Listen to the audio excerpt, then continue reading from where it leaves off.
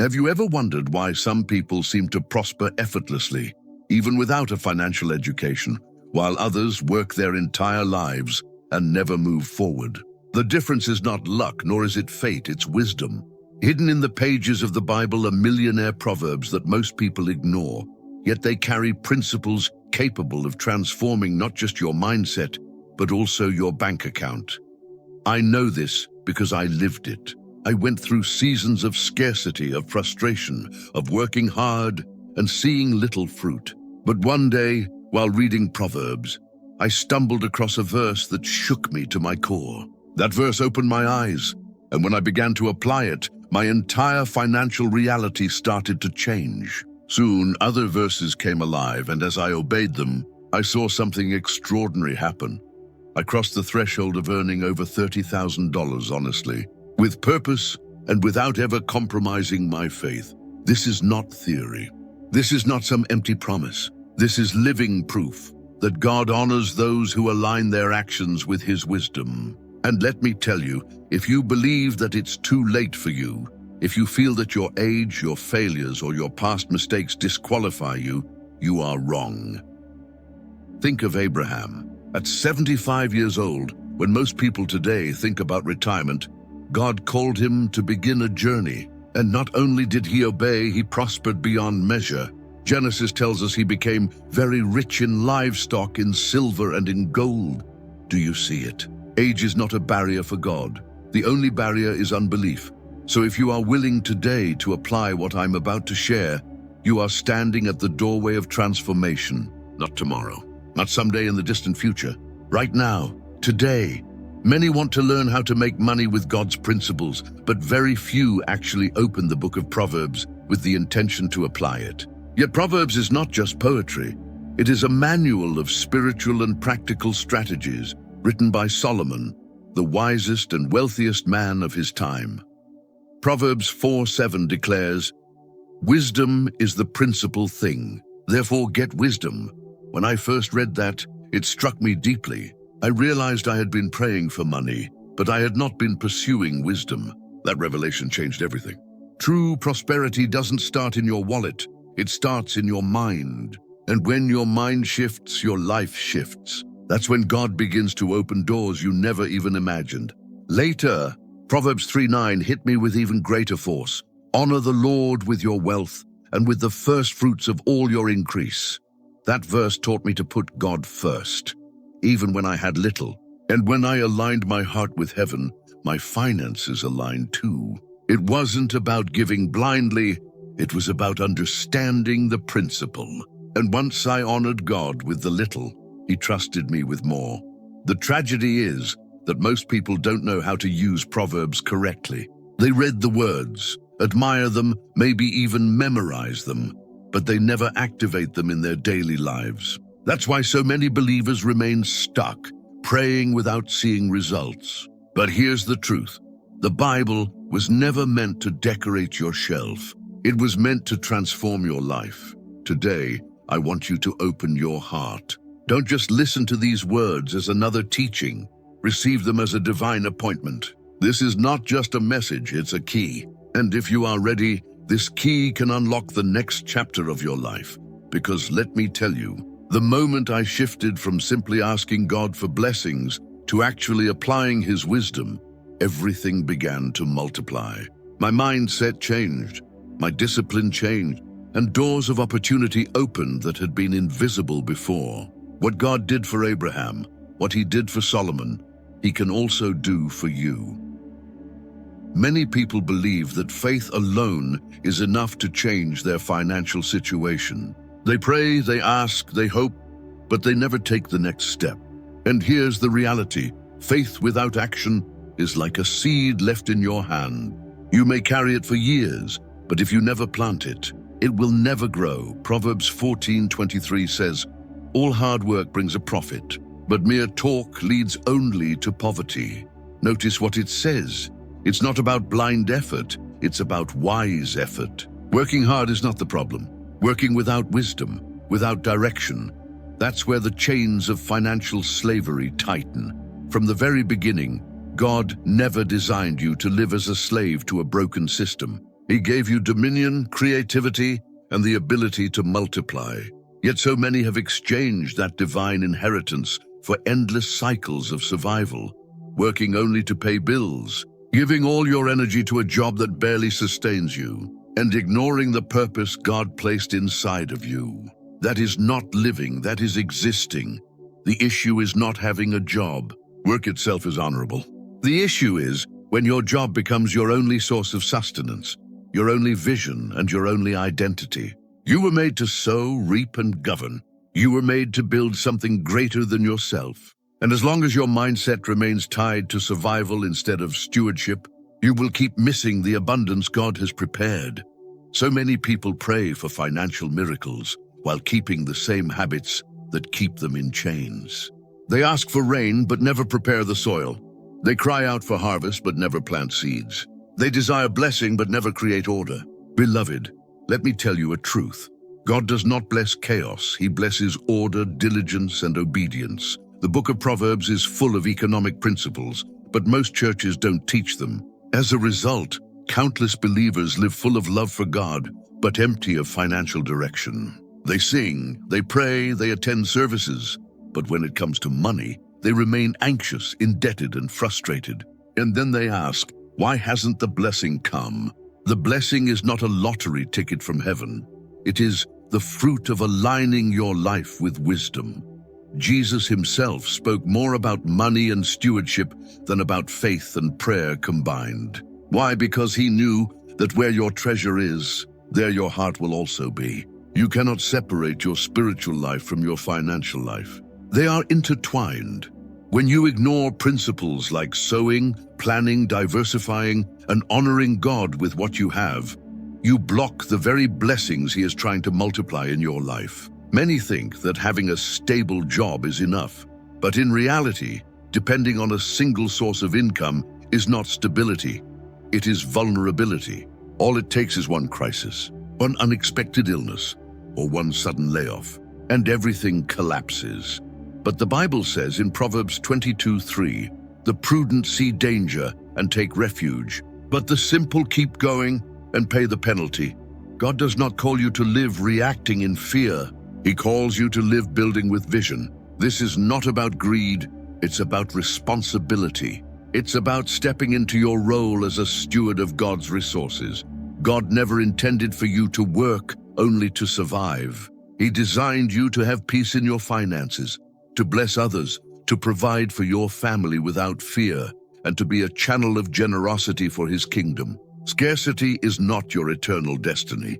It is just a season, and seasons can change. And today, I believe a shift is beginning in your life. This is not just another teaching. This is an activation. From this moment forward, I invite you to step into a journey of biblical financial wisdom. A journey where your mindset is renewed, your purpose is ignited, and your hands begin to build with eternal vision. Because the truth is, prosperity is not only about what you earn, it's about what you build with God's blessing on your side. And when you align your faith with order, diligence, and wisdom, the windows of heaven do not stay closed. They open wide. When I truly began to study Proverbs with the intention to apply it, I realized something life-changing. The Bible doesn't just speak about faith, it speaks about finances with extraordinary clarity. It's not just a spiritual book. It is also a blueprint for prosperity when read with revelation. Take Proverbs 21:5. The plans of the diligent lead surely to abundance, but everyone who is hasty comes only to poverty. That verse shattered my old way of thinking. I used to believe money would come if I simply prayed hard enough. But prayer without planning is like asking for a harvest without ever preparing the soil. God honors faith, but he also honors order. When I started writing down my expenses, setting budgets, planning investments, and keeping track of where my money was going, everything shifted. For the first time in my life, I could see clearly where I was wasting, where I could sow, and where I needed discipline. It wasn't about how much I earned. It was about how I managed what I already had. Proverbs 27:23 also became alive to me. Be diligent to know the state of your flocks and attend to your herds. In ancient times, wealth was measured in livestock. Today, your flocks are your finances, your cash flow, your resources. God is saying, know your numbers. Be intentional. Manage wisely what I've placed in your hands. Neglect makes you lose opportunities, but diligence prepares you for greater responsibility. And here's the principle. When you are faithful in the little, God trusts you with much. This is not just a nice saying, it is a spiritual law. I saw it with my own eyes. What once looked like too little became multiplied when I managed it with purpose. The truth is, discipline with money is not greed, nor is it stinginess. It is an act of worship. When you recognize that everything you have belongs to God, and you manage it with care, you are saying, Lord, I am ready for you to entrust me with more. That is when the natural connects with the supernatural, and suddenly, what seemed impossible with your own effort becomes multiplied by God's grace. If right now you feel overwhelmed, maybe your debts are crushing you, maybe your salary is never enough, maybe fear keeps whispering that you will never rise, I want you to know this. God sees your effort. He sees your faith, and He has not forgotten you. Write your prayer request in the comments below. Don't be afraid to share it. And when you see someone else's request, pause for a moment and pray for them too. Because when we intercede for one another, heaven moves. We are not just individuals watching a video. We are a community, and together our faith has power. Another principle I learned from Proverbs is the power of sowing. Proverbs 11:24 says, one person gives freely, yet gains even more. Another withholds unduly, but comes to poverty. Generosity, when done with wisdom and faith, is not losing, it's planting. Every act of generosity is a seed with a guaranteed harvest. I began to give not out of fear, not out of obligation, but out of revelation. And when I started sowing encouragement, time, service, and even resources with purpose, I saw God multiply my own life in ways I couldn't imagine. Generosity opened doors that discipline alone could not. Abraham sowed faith and obedience, and he reaped generations blessed. Solomon sowed honor to God, and he reaped wisdom, wealth, and peace. What are you sowing today? Because every seed counts. Every act of kindness, every encouraging word, every financial seed given with faith, it all carries power. And I want you to take a step of faith right now. In the comments, write this declaration. Today, I sow what I will reap tomorrow with honor. That phrase is not just words, it is a prophetic act. Your written declaration is a seed, and it can inspire someone else to believe. Do not despise the small beginnings. Sometimes the miracle begins with a simple act of faith. One of the greatest obstacles I see in people's financial lives is not lack of opportunity, it is fear. Proverbs 13:4 says, the soul of the sluggard craves and gets nothing, while the soul of the diligent is richly supplied. Notice this, many desire, many dream, many pray, but they never act. Their faith remains in words, but their hands remain idle. And faith without action is dead. The truth is, fear paralyzes far more than scarcity ever will. People say, what if it doesn't work? What if I lose? What if I fail? But beloved, let me tell you something powerful. God has not given you a spirit of fear, but of power, love, and a sound mind. Fear disguised as prudence is still fear, and the enemy uses that to keep you trapped exactly where you are. Abraham didn't wait for perfect signs to appear. He didn't wait until every detail was explained. He simply believed, obeyed, and moved forward. That's why he was called the father of faith.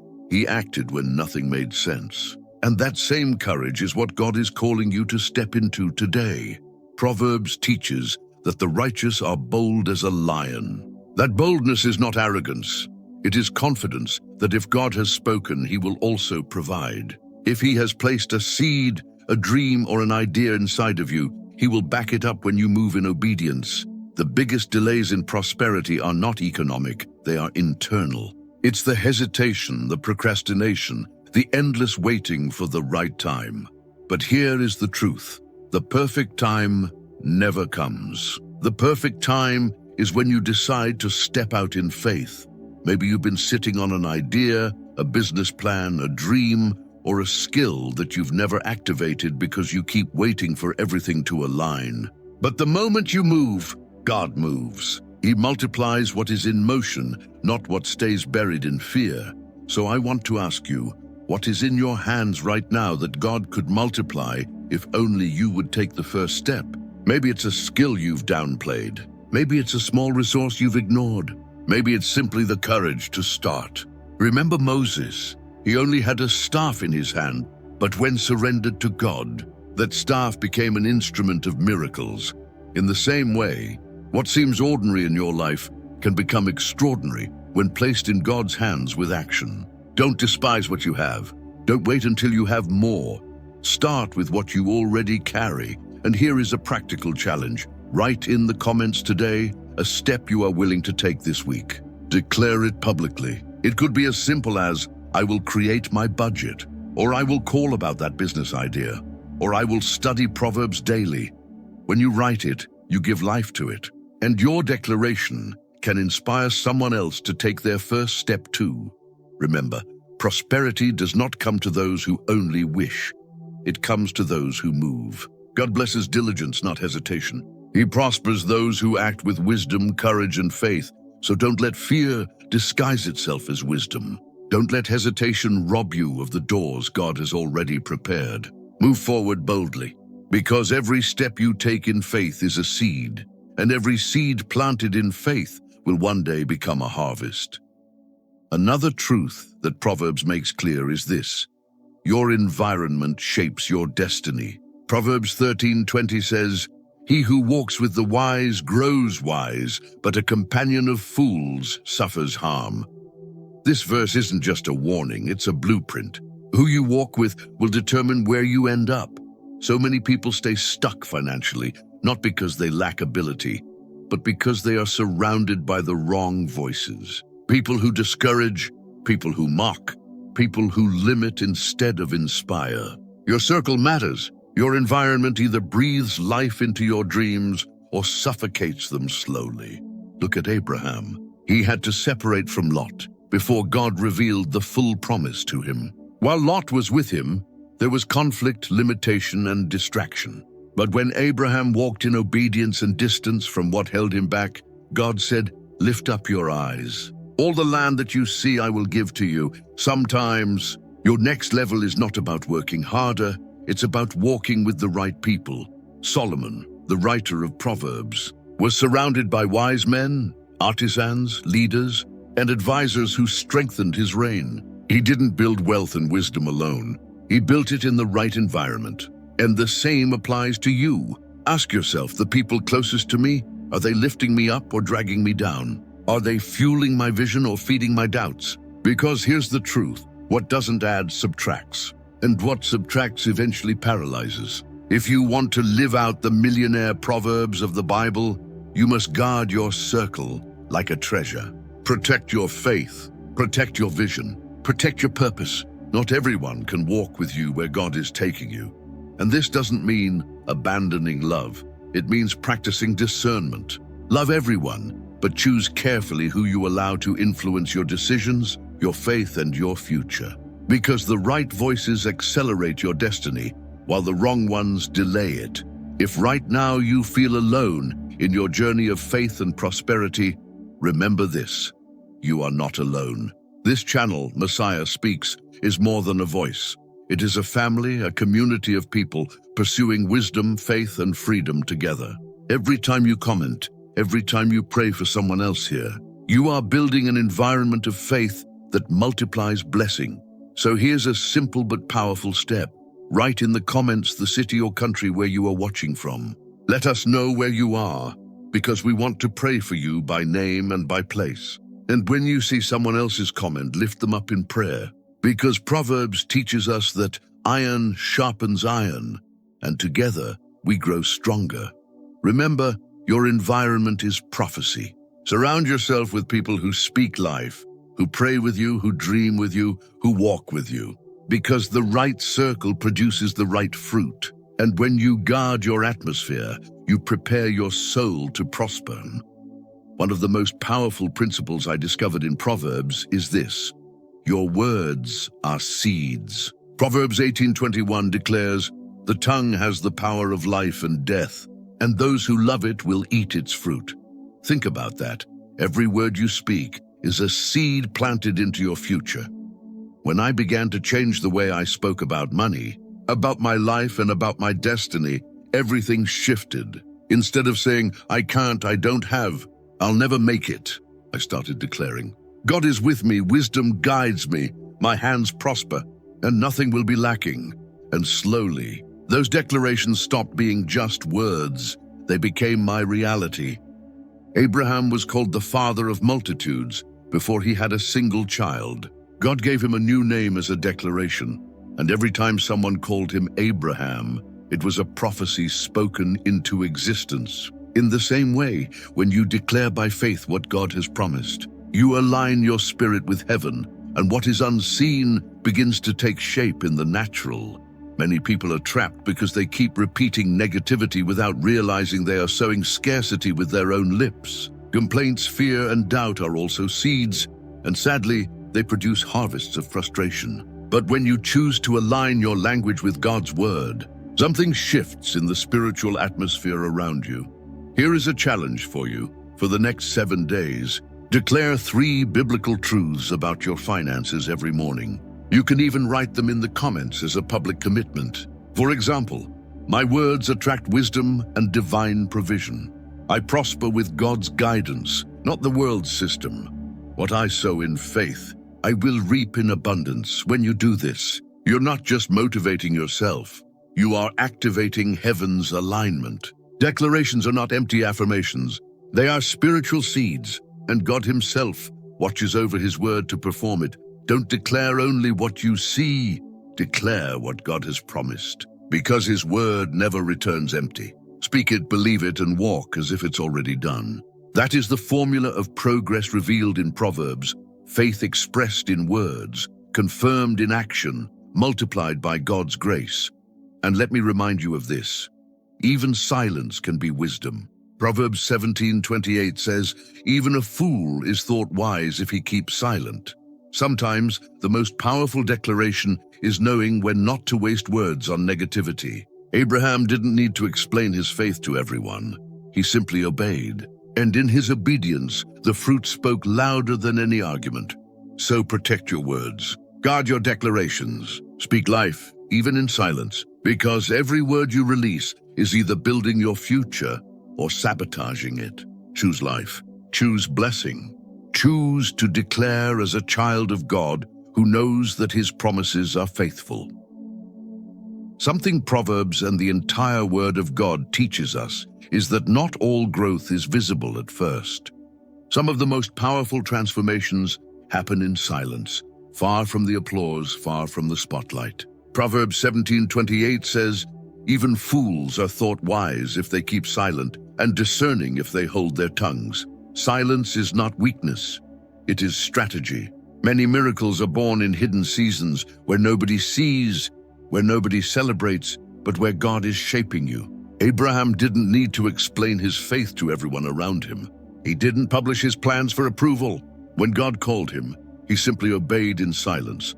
And in that hidden obedience, God began to release his power. And maybe that's where you are today, a silent season. Nobody knows what you are building. Nobody sees the tears you've cried. Nobody notices the sacrifices you've made. But heaven has seen them all. What is planted in secret will be rewarded in public. God honors what you build when nobody is watching. Think about Solomon. Before he was celebrated as the wisest king, he asked God for wisdom in the intimacy of prayer, away from the crowds. His request wasn't shouted from rooftops, yet God rewarded him with wisdom, wealth, and honor that the whole world recognized. Hidden prayers bring visible results. And here's another truth. Sometimes silence is not just about strategy, it's about shaping. God often forms our character in quiet seasons. Jesus himself spent 30 years in anonymity, preparing before 3 years of public ministry that changed history. The silence was his classroom, And when the time came, the fruit was undeniable. Maybe your season right now feels painful, even lonely. Proverbs 3:11 reminds us, "Do not despise the Lord's discipline, and do not resent his rebuke." Correction is uncomfortable, but it is also proof of God's love. He refines you in the fire of trial so you can carry the weight of blessing. The crisis you are enduring may very well be the training ground for the prosperity you are about to step into. I can testify of this. My hardest financial crisis, the season I thought would break me, became my greatest teacher. I lost resources, I faced humiliation, I felt abandoned, but I held on to faith. And when I came out of that valley, I was no longer the same person. My character was sharpened, my priorities realigned, my heart humbled, and then the doors began to open. Remember this: God never wastes pain. What feels like a loss may actually be a seed. What feels like a delay may be preparation. And what feels like silence may actually be the sound of roots growing deep beneath the surface. So if you are in a hidden season right now, don't despise it. Don't rush it. Let God form you in the dark, because when the time is right, the fruit will shine in the light. Your testimony will be louder than any words.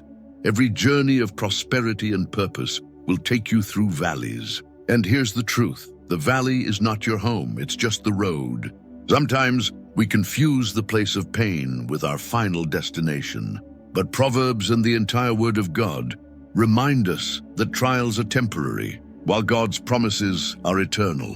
When you walk through a valley, it feels heavy, dark, endless. You may wonder, why is this happening to me? Did God forget me? But listen carefully. The valley is not proof of God's absence. It is often the place where His presence is shaping you the most. Proverbs 3:11-12 teaches us not to despise the Lord's discipline, because just as a father corrects a child he loves, God refines us through the fire of difficulty. The pain you are enduring is not random, it's preparation. It's polishing parts of your character that comfort could never touch. Abraham had to wait years for the promise of his son. He endured uncertainty, testing, and even moments where everything seemed impossible. Yet he held on to faith, and that faith was credited to him as righteousness. His valley was long, but his harvest was eternal, and maybe your valley is financial. Maybe it's emotional, spiritual, or relational. Whatever it looks like, remember this: your valley has an exit. God is not leaving you there to die. He is walking with you through it, shaping you, preparing you, and leading you to the other side, where purpose, provision, and blessing await. Don't camp in your pain. Don't build your identity around your struggle. You are not defined by your valley. You are defined by the God who walks with you in it.